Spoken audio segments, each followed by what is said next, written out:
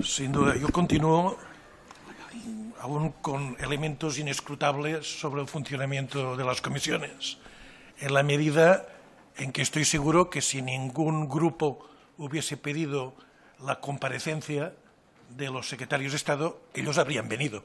Estoy seguro, porque los presupuestos es un instrumento fundamental. En este sentido, nuestro grupo no ha querido redundar en la necesidad que todo gobierno tiene de venir a dar cuentas a este Congreso. Pero bueno, 5 minutos son 5 minutos. El orden de los factores se dice que no altera el producto. En este caso, el orden de los comparecientes sí que altera las intervenciones. No es lo mismo pasar del secretario de Estado al subsecretario que al revés. Por eso mi intervención tiene un resumen relativamente corto, sin novedad en el Ministerio de Educación. Es decir, estos 14 meses de situación ciertamente convulsa en este Congreso y de realidad nueva en el Estado español, de ningún grupo con una mayoría absoluta o suficiente para mantener estabilidad gubernamental, no se ha concretado aún en el presupuesto 2017. Pondré un ejemplo. Si es cierto, y estoy seguro que esta es su voluntad, de reducir en un 90% la interinidad, lo tendremos que ver en los dos presupuestos siguientes, porque en este no. Es decir, con la inversión en este presupuesto, dudo que, si es la misma en los dos siguientes, lleguemos a reducir el 90%. Y esto es, para mí, de su intervención, que tiene que decir que es ilustrativa y que a lo mejor no nos convenceremos, pero nos conoceremos, que esto siempre es bueno en este sentido, entiendo que es coherente con las políticas de su gobierno, a las que, por acción u omisión, han permitido gobernar. Y, por tanto, atención, si el Partido Popular ha estado tan satisfecho de los 5 años anteriores, ¿para qué no lo va a estar en los próximos con su gobierno y sus políticas?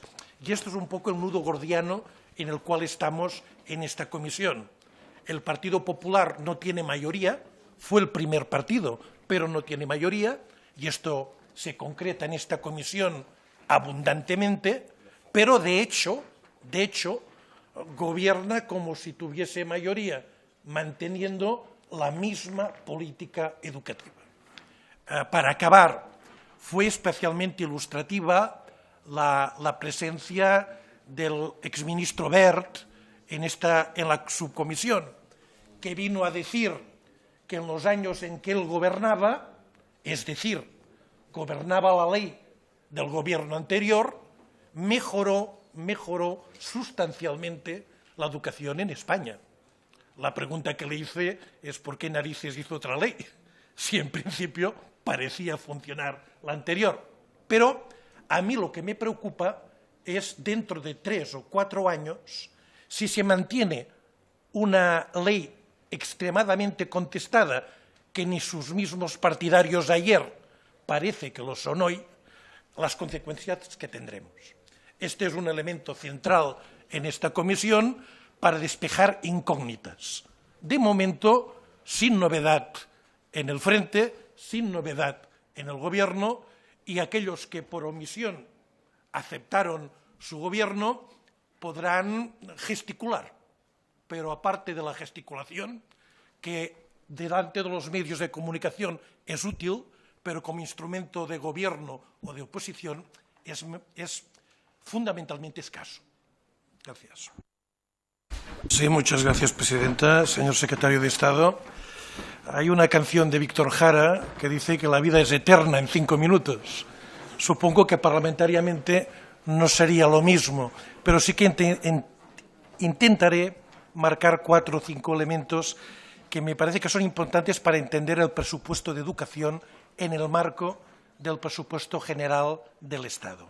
Miren, hay políticas posibles, diferentes de la suya, pero la suya, es, en educación, la única posible si se aplica la Santísima Trinidad, es decir, la deuda,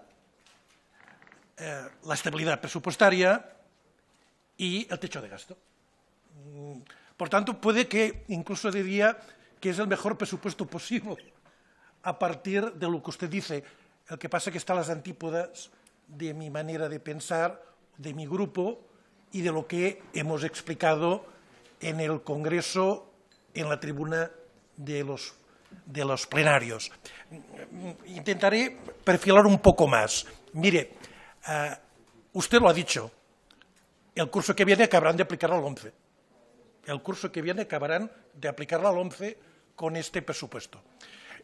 A mi amigo Cruz le retiro lo de gesticulación, porque no es su estilo, pero de ingenuidad sí.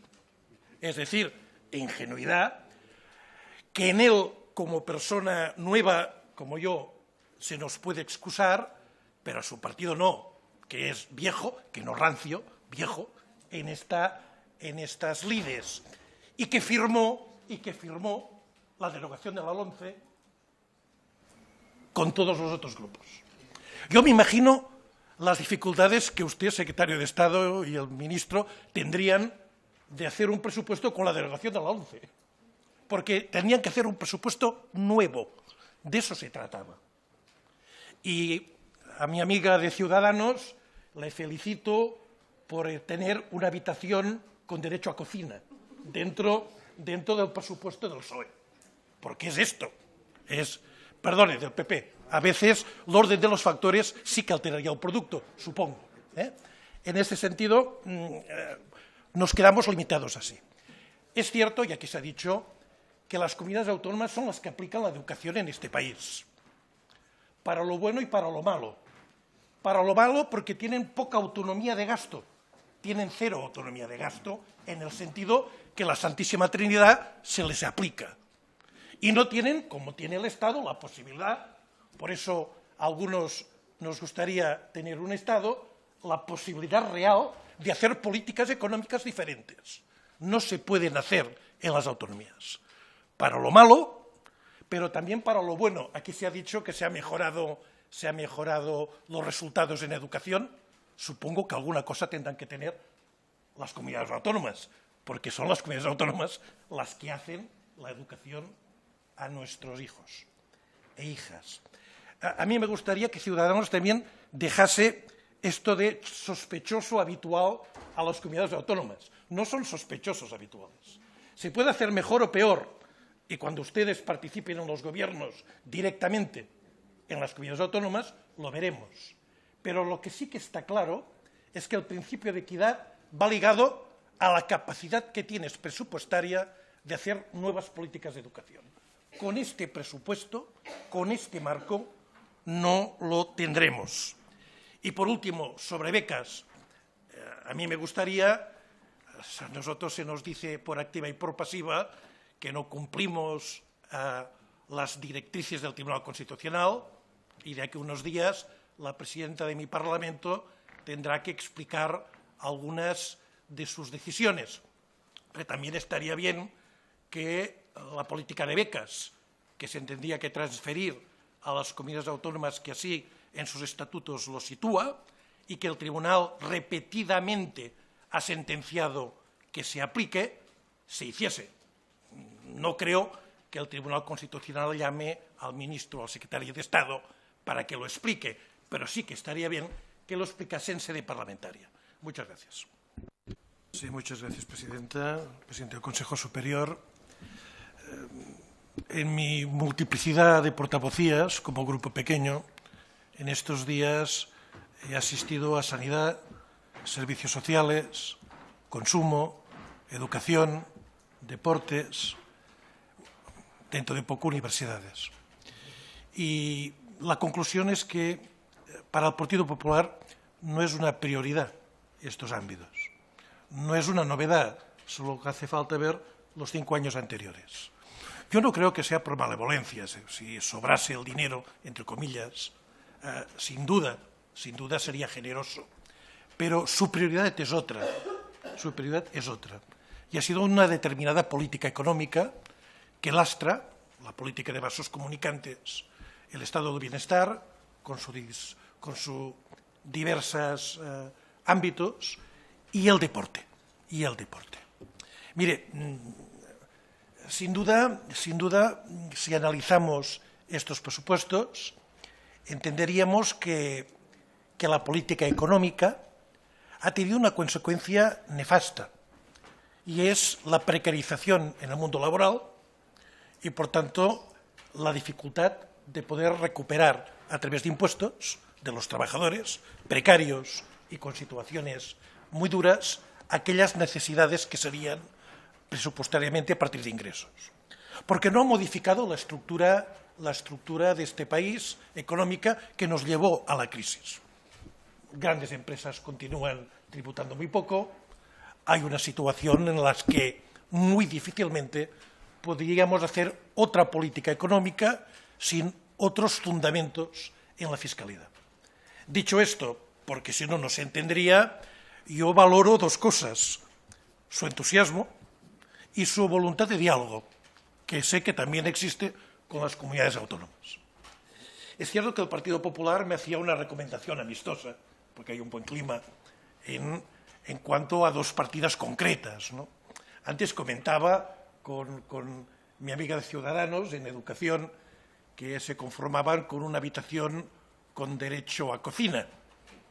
En este caso sería un armario sin vistas, en mi caso, ¿no? Y por tanto, es también una idea que se tiene por aquellos que han tenido mayoría absoluta, aquellos viejos buenos tiempos. Esto me ha pasado también cuando yo entré en un gobierno municipal después de 20 años de mayoría absoluta. También se pensaba, bueno, 4 cosillas, el presupuesto estaba hecho, nos reunimos, a ver, un poco más para servicios sociales, un poquito más para aquí, ya está hecho. Y el gobierno es así. No, evidentemente, con el tiempo, supongo, se darán cuenta que hacer un presupuesto de coalición es hacer un nuevo modelo de presupuesto, en el cual todos salgan ganando, pero también todos salgan perdiendo en cuanto a sus concepciones presupuestarias.